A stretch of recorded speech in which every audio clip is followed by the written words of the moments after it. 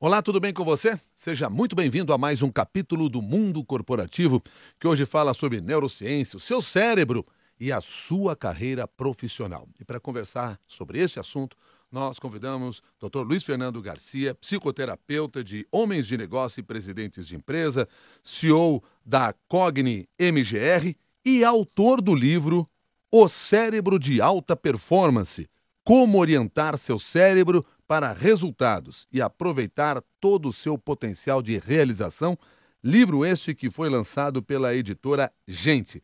Além do livro O Cérebro de Alta Performance, o Dr. Luiz Fernando Garcia também escreveu recentemente o livro Mente, Gestão e Resultados.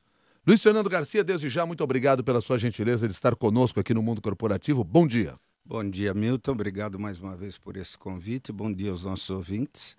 E eu entendo que é um tema que talvez o próprio nome, neurociência, leve as pessoas para um distanciamento, até pelo termo de origem acadêmica, né? E a neurociência nada mais é de como funciona a nossa maquininha chamada cabeça, como essa mente com espaços físicos promovem conexões e novos aprendizados diante de mudança. E o mundo está pedindo isso cada vez mais. Então, os termos da neurociência vão ser mais usados daqui para frente para a gente aprender um pouquinho como funciona o comportamento das pessoas. E por aí a gente começa já a entender, então, a importância da neurociência no desenvolvimento da sua carreira profissional. Exatamente. A gente vai possuir uma variância, todos nós, biopsicossocial, 50% herdado geneticamente, como se fosse uma orientação, não determina padrões de comportamento, mas orienta um jeito de funcionar. Eu costumo dizer que a herdabilidade, essa parte nossa genética, ela é como uma xícara, xícaras maiores ou menores, são potenciais, que os estímulos do meio vão treinar mais esse potencial ou inibir mais esse potencial. Hoje, a neurociência, o que se difere de 40 anos atrás, é que ela nota o lugar e pode explicar a região física de onde acontece o fenômeno e como a gente pode lidar com ela. Então, o cérebro perfeitamente pode treinar a capacidade de se orientar mais para resultado, protelar menos, a capacidade de se planejar mais e, mais do que isso, de se realizar por pequenas etapas no meio do caminho. O cérebro ele gosta disso. Pequenos marcos e não marcos grandiosos, porque ele se alimenta todo o tempo de uma substância chamada dopamina, que é uma substância que nos dá a sensação de prazer. E ela acontece através de alguns circuitos. Então, cada vez mais, o líder, o empresário, o dono de negócio, vai ter que ter noções de como a gente opera o cérebro de colaboradores, gestão e resultado. Fernando Garcia, portanto, nós temos uma parte do cérebro que já vem pronta, não tem muito o que mexer. Mas você tem jeito, ou seja, quem está nos acompanhando tem jeito, pode mudar. Claro que sim, e não há muito o que mexer, a gente colocaria isso num lugar mais relativo. Quanto mais estímulos, os caminhos cerebrais, as tais sinapses, elas se formam mais ou menos usando uma metáfora como a gente poderia chamar um campo de trigo. Quanto mais você passeia num campo de trigo no mesmo lugar, mais você vai marcar um caminho e esse caminho faz parte do seu funcionamento. O hábito nada mais é do que a gente condicionar esses caminhos cerebrais, de forma que o campo do trigo fique marcado por reações automáticas. Então, até certo ponto significa, se eu sou um cara mais desorganizado, deixo mais para a última hora algumas coisas, na hora que eu recorto mais as minhas atividades, mais curto espaço de tempo e atividades menores, determino de até para poder funcionar, e cumpro essas pequenas diariamente, eu vou sentindo que meia hora me leva à construção de um problema maior. O cérebro vai aprendendo a respeitar pequenos truques de recorte. Faz a tarefa pequena e percebe como terminou. Faz a tarefa pequena e percebe. As sinapses vão abrindo a qualidade desse indivíduo planejar mais recortado, por exemplo. Isso são exercícios ou é uma mudança de atitude que a pessoa tem que ter de um momento para outro? Dentro da área psi, existem várias áreas de compreensões e na área de gestão e negócios, a gente tem que ver como essa interface se faz, né? Mais fácil para a gente poder entender. Então, acho que uma coisa importante para se entender tudo é passivo de treino pelo comportamento.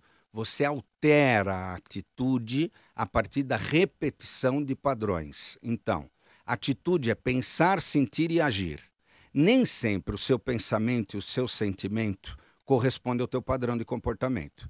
Você está numa empresa, você precisa terminar o projeto para depois de amanhã, prorrogou até agora, que tem aquela grande mítica que todo ser humano prorroga, todo ser humano protela. Uns mais por vocação, outros menos.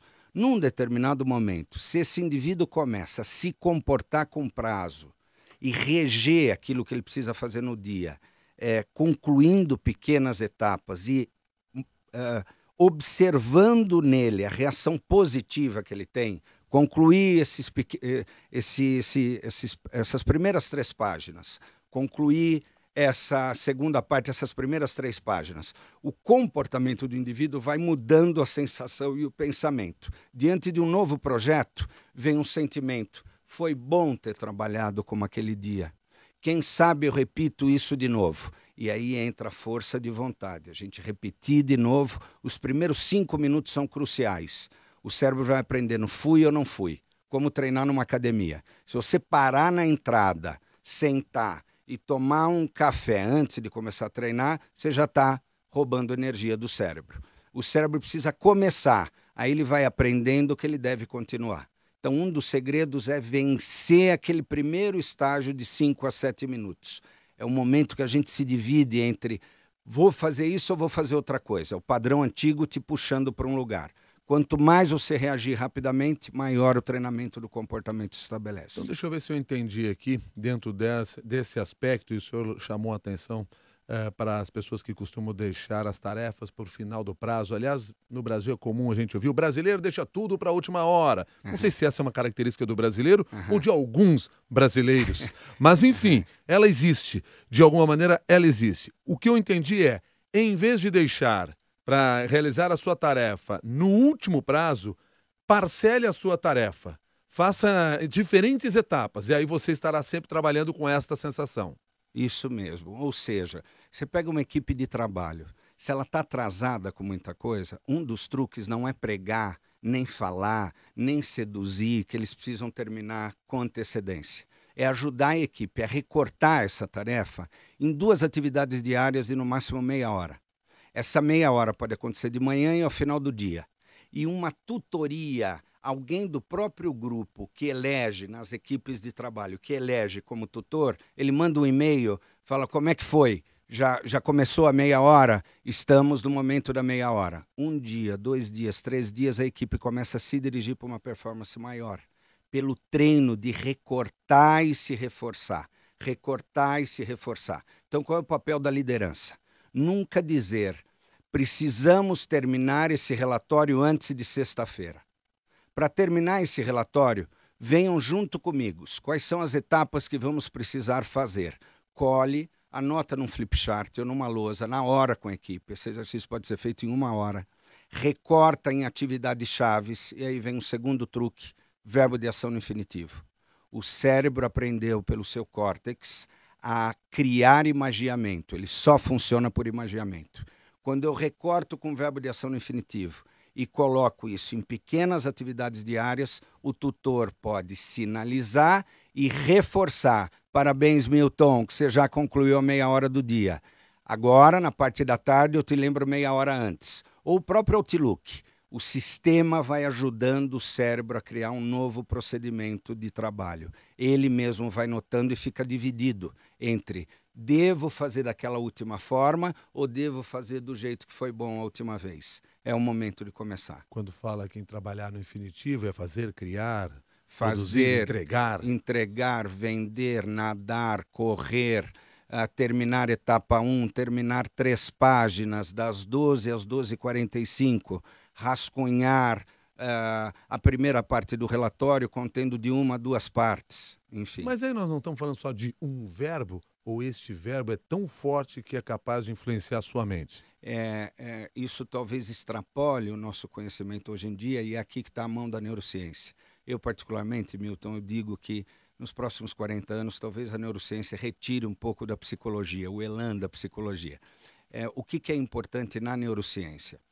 Toda vez que você trabalha com um verbo de ação no infinitivo, o ouvinte está aí agora nos ouvindo, se brincar de fazer um exercício, anotar um objetivo, algo a ser construído nesse ano, num papel, e depois voltar a visitar ele, escrevendo com verbo de ação no infinitivo, parâmetro de número, de até, nunca mais que 25%, porque aí o cérebro já entende que é um chute.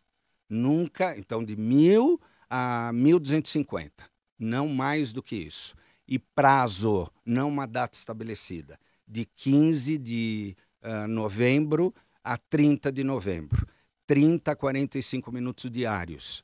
Esse truque exige que o cérebro imageie. Então, o córtex pré-frontal, uma área do nosso cérebro que é a mais desenvolvida em todos os animais, seria o último estágio, seria num sobrado, seria a nossa cobertura. Aquilo que vai ajudar a gente a produzir resultado é a nossa capacidade de visualizar. Então, se você não permite o indivíduo visualizar com verbos de ação, não passa por ele rapidamente o imaginamento. Isso não ajuda na programação, no drive, na direção da motivação. O escrever se deve à necessidade de visualizar a tarefa, exatamente, porque isso constrói cenários mentais? Exatamente. Os cenários mentais é o propulsor ao que a gente pode dizer a não procrastinação. É aquilo que nos leva, nos pressiona a ir buscar aquela imagem. O cérebro só trabalha com o como, com a estratégia, se ele consegue visualizar o quê. O segredo é pôr as equipes para visualizar, usando as técnicas de verbo de ação no infinitivo. Você, no livro O Cérebro de Alta Performance, por várias oportunidades, fala que o córtex frontal é o juiz das decisões executivas. Qual é a relação do córtex com a conduta empreendedora? Muito importante. A personalidade empreendedora é um ser instável. Ela é herdada geneticamente, estimulada por rejeição por parte de pais, aceitação por parte de mães ou substitutos, muito controle por parte de figuras maternas, pouco controle por parte de figuras paternas. Isso é a personalidade empreendedora. Eles respondem por 3,5% a 5% da população mundial. Eles têm um jeito mais impulsivo de funcionar. Impulsividade por aquisições, impulsividade sexual, megalomania, redução da necessidade de sono, a capacidade de lidar com a frustração diferente dos demais. Isso é a personalidade empreendedora. Conduta empreendedora, todos nós podemos desenvolver, e é um treino cerebral. A capacidade de se orientar para resultados medidos, tempo mensurado, números estabelecidos, qualquer tipo. A técnica se resume em 3. O córtex pré-frontal precisa visualizar. Para visualizar, ele não consegue ver. Desenvolver. O que é? Escrever uma folha montando uma nova planilha para aquele problema. No momento que eu escrevo uma folha, escrevo fazer isso, imediatamente uma imagem aparece na minha mente. Aqui é o primeiro passo do treino do cérebro de alta performance. Ou seja, o córtex pré-frontal precisa ver o que ele precisa fazer, não o seu desejo de fazer. O que ele precisa realmente fazer, o quê. É nesse momento que o córtex vai auxiliar todo um sistema, que é o sistema da emoção, da memória. Nós temos 18 circuitos cerebrais. Então, para isso não se misturar, o juiz da parte da frente, o córtex pré-frontal, ele aparece e diz: o que você quer que eu faça? Então, eu gosto de brincar. Eu tenho um filho muito querido e na família a gente estudou um pouco de TDAH, o transtorno de déficit de atenção e hiperatividade. Os psiquiatras de hoje, é mais importante você recortar coisas medidas para esse distúrbio, para esse déficit. Então, limpar o quarto é completamente diferente de tire os tênis debaixo da cama e coloque dentro do seu armário. Retire as toalhas sujas que estão no chão e leve para a área de serviço. Quem tem esse distúrbio, esse transtorno, ele mais facilmente registra a imagem e opera enquanto imagem o que ele precisa fazer, do que limpar o quarto. A mesma coisa é o cérebro do adulto. Recorte faz ele ver em cada parte. Isso são estudos voltados ao córtex pré-frontal. Agora, me permita entender o seguinte, que nós falamos aqui sobre personalidade empreendedora e conduta empreendedora. Perfeito. Só que apenas entre 13,5% e 5% da população mundial tem a personalidade empreendedora. Eu posso ser um empreendedor sem ter esta personalidade? Muito bem. Enquanto eu tive a oportunidade de estar com o ministro Paulo Renato na intervenção do empreendedorismo aqui no Brasil. Ministro Paulo Renato, que foi ministro da Educação do governo Fernando Henrique Cardoso. Exatamente. Instalei a transversalidade empreendedora em todo o nosso ensino público. O importante é que naquela época a gente já discutia como falar de conduta empreendedora sem falar de empreendedorismo. Se usou um jargão na época, validado pelo próprio trabalho, uma conduta mais orientada para resultado. Então a resposta é sim, Milton. Você pode ser uma pessoa com conduta empreendedora sem ser uma personalidade empreendedora. Às vezes é até melhor, porque a personalidade empreendedora ela é mais inquieta. A conduta empreendedora ela é capaz de ter mais pertinência e comprometimento com pequenas ações. No tempo, ela pode ter mais manutenção. Já a personalidade empreendedora ela vai se sentir desmotivada com muita manutenção. Então, um dos segredos, a conduta empreendedora é passivo de ser treinado em qualquer líder, liderado e qualquer dono de negócio. E é possível mapear esta conduta empreendedora? Sim, é possível. Nós temos alguns, na área organizacional se chama de assessment, alguns instrumentos que acessam qualidades intrínsecas do indivíduo. Uma delas é o mapa de orientação para resultados, que lá na Cogni a gente tem uma oficina, um trabalho na autoliderança que a gente mapeia os pontos chaves mais fortes e menos fortes. E a partir disso faz um trabalho diante daquilo que há uma dificuldade do executivo desenvolver. Pasmem, o mais curioso é planejar a sua vida pessoal e não a vida de negócio. Planejar pequenas ações dentro da equipe, não delegar para alto executivo. Eles têm uma dificuldade de planejar em passos pequenos, pequenas ações. Então, é o ponto mais baixo em mais de 1.200 gráficos, criar mapas de percurso. Criar estratégias, uma relacionada com a outra, com pequenas ações que são concatenadas, integradas. Isso é algo que pode ser desenvolvido, identificado e treinado.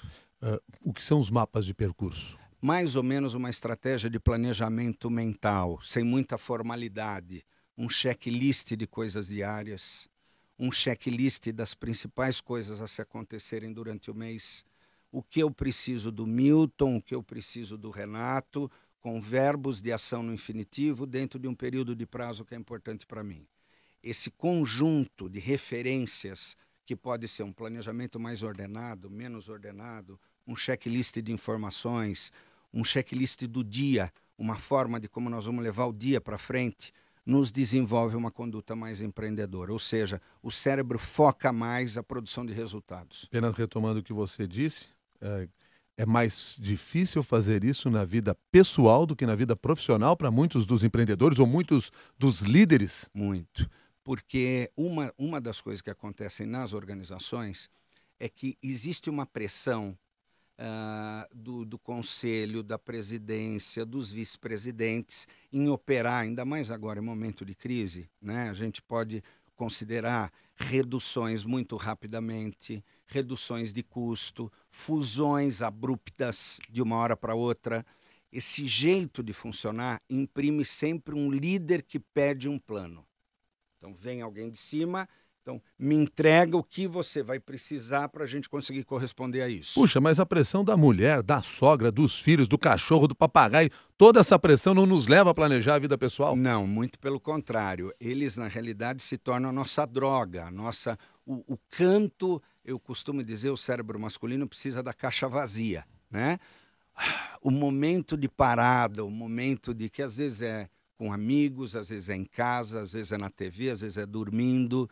Então, eles têm uma dificuldade de planejar a vida pessoal. Por isso, se atrapalham. Empresários mais, viu, Milton? Mas aí deixa eu entender o seguinte, então. É melhor, então, não ter esse planejamento pessoal, porque o planejamento é algo estafante, cansativo, e ao fazer isso eu vou acabar perdendo esse espaço para respirar?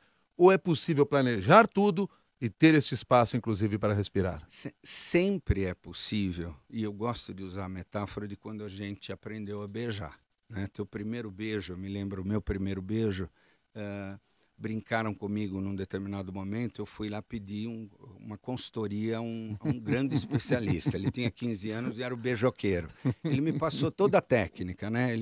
2 dedos, a boca aberta, quando você tocar o lábio da outra pessoa, mantenha a boca aberta, movimente, talvez não seja a melhor metáfora aqui com os nossos ouvintes, mas movimente a língua nesse sentido. E é claro que eu fui lá e fui treinar. E eu costumo brincar, de nada adianta a gente ter a técnica na mão se a gente não treina. A gente só aprendeu a beijar beijando. Então, aprender a planejar a vida pessoal, às vezes basta você trabalhar 1 hora para o teu mês.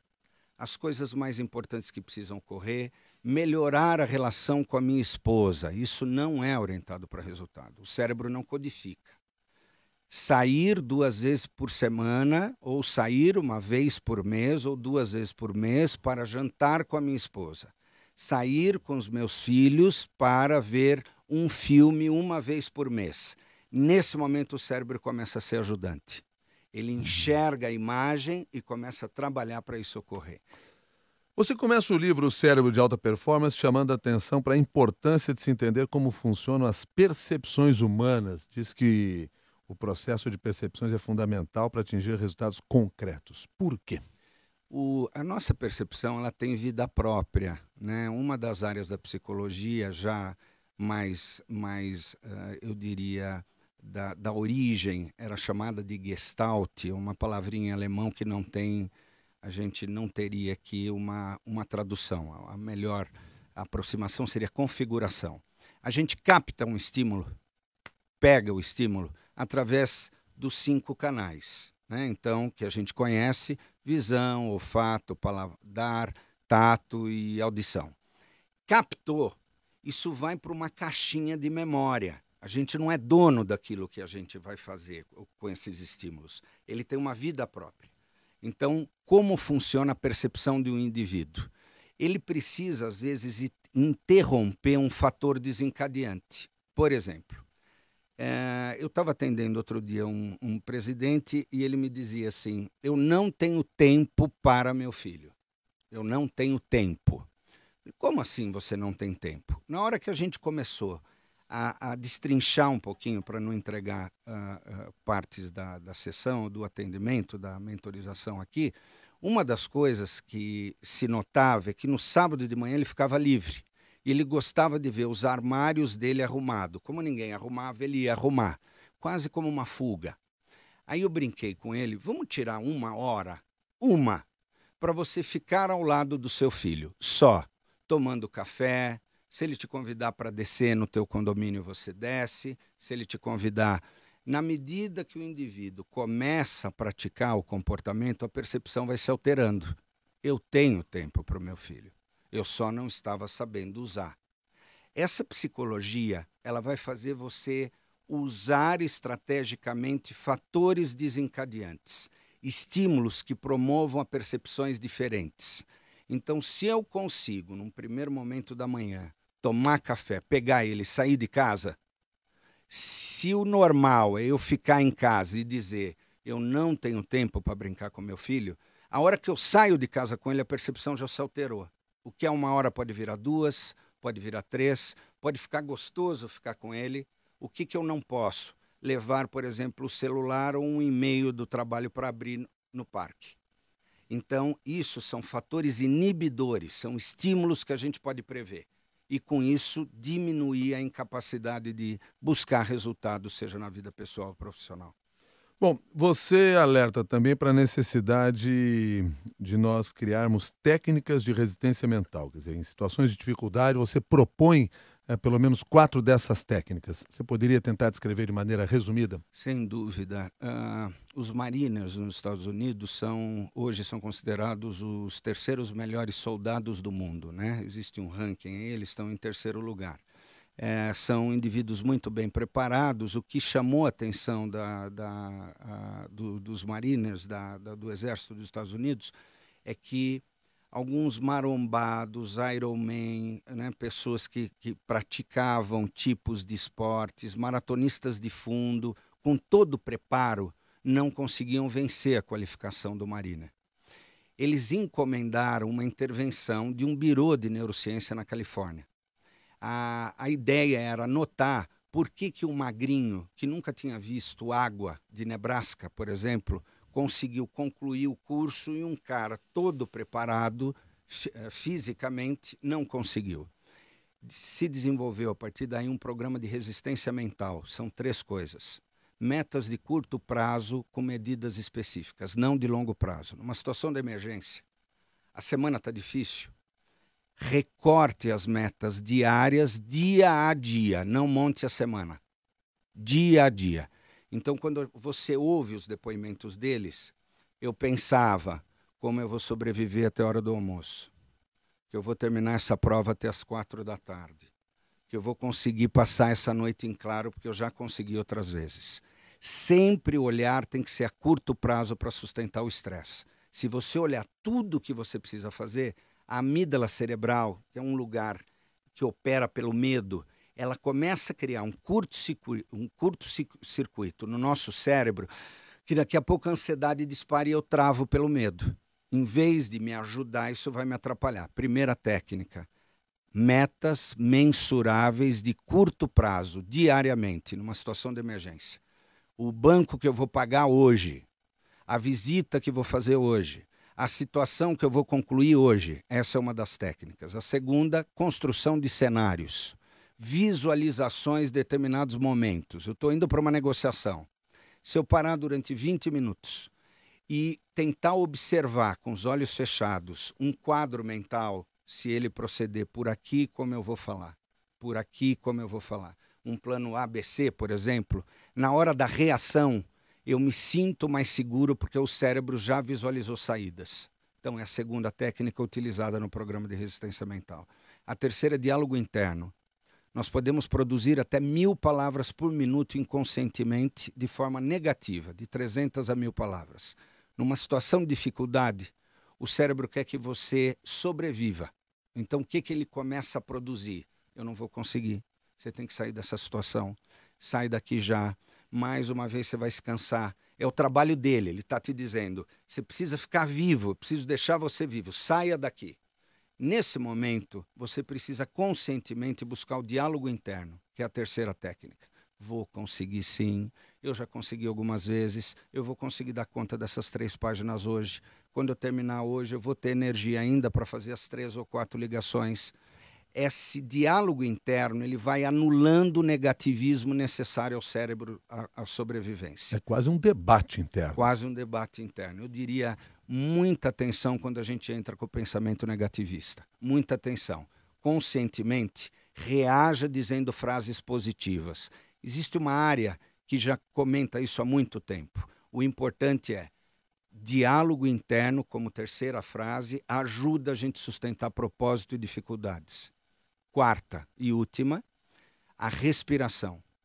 Quando a gente respira, inspira pelo nariz, segura a boca aberta, 2 dedos abertos, põe a língua no céu da boca ou na arcada dentária superior e solta o ar no mesmo ritmo. Inspira e solta, em ciclos de 7 a 10 vezes. Lentamente, vai até o banheiro, vai até um lugar, respira, a amígdala cerebral, ela reduz a pulsação. As sinapses ali vão sendo reduzidas e o córtex pré-frontal vai tomando lugar. As sinapses vão aumentando na frente do cérebro, o que te leva a te envolver com mais razão e com menos emoção, aumentando o resultado. As 4 combinadas levou a evasão dos Mariners de 3/3 para 2/3 nos últimos 7 anos. Nós falamos então de metas mensuráveis, construção de cenários, diálogo interno e respiração. São as 4 técnicas. As 4 técnicas que Fiz ajudam. a minha lição de casa aqui, correta? Perfeito. Tá certo. Ótimo, Agora, só para Milton. fechar, eu queria entender, o medo tem alguma serventia para o empreendedor? Muito. Medo é diferente de fobia, é diferente de pânico. Medo, presença do objeto real e presença da ameaça real. Uma aranha marrom de jardim enorme em cima da mesa, em pé, você não vai se aproximar, porque medo prepara a espécie para a sobrevivência. Então, medo é importante se ouvir. Quando se coloca em situação de risco, anotar o que perco com isso, o que ganho com isso. Ajuda eu balizar se o medo tem mais um sinal fóbico ou se tem mais uma preocupação que eu devo cercar. São 3 tipos. Medo de ser preterido, humilhado, todos nós temos. Medo da perda do status quo, de abrir mão das coisas como se estabeleceram. Em momento de fusão, a gente trabalha muito esse tipo de medo em corporações, porque o povo não quer sair nem da sala quando a gente junta. E o medo da perda de controle. Tudo que leva ao meu controle, eu mantenho a minha emoção mais, eu diria, menos ansiogênica, menos ansiedade. Então, todos nós temos esses 3 medos. O segredo é como trabalhar com eles ao nosso favor. Vou dar um exemplo. Se eu tenho um medo de ser preterido, humilhado, maior do que os demais, a hora que eu me preparo o dobro que os demais para uma apresentação, eu utilizo esse medo, a serventia do resultado. É como se eu colocasse mais motivo para poder dar conta daquela situação. Eu me preparo melhor por conta dos medos. Se eu abro mão ou travo, eu não ajo para um comportamento melhor. Então, o segredo é, na serventia do resultado, o medo é a matéria-prima da atenção. Não tenha medo dos seus medos. Não, é muito pelo contrário. Conheça-os e saiba dialogar com todos eles. Uma parte deles é uma parte da gente. Luiz Fernando Garcia, quero agradecer sua gentileza mais uma vez de ter colaborado conosco aqui no Mundo Corporativo, trazendo aí parte desse seu conhecimento. Lembrando que o Luiz Fernando Garcia escreveu O Cérebro de Alta Performance, como orientar seu cérebro para resultados e aproveitar todo o seu potencial de realização, livro este lançado pela editora Agente. Tem também Mente, Gestão e Resultados. Parte desse trabalho foi tratado aqui neste programa de hoje do Mundo Corporativo. Luiz Fernando, muito obrigado, um bom dia. Obrigado mais uma vez, um bom dia para os teus ouvintes e um bom trabalho a todos nós. Muito obrigado e obrigado também a você que participou desse Mundo Corporativo. Até um novo capítulo.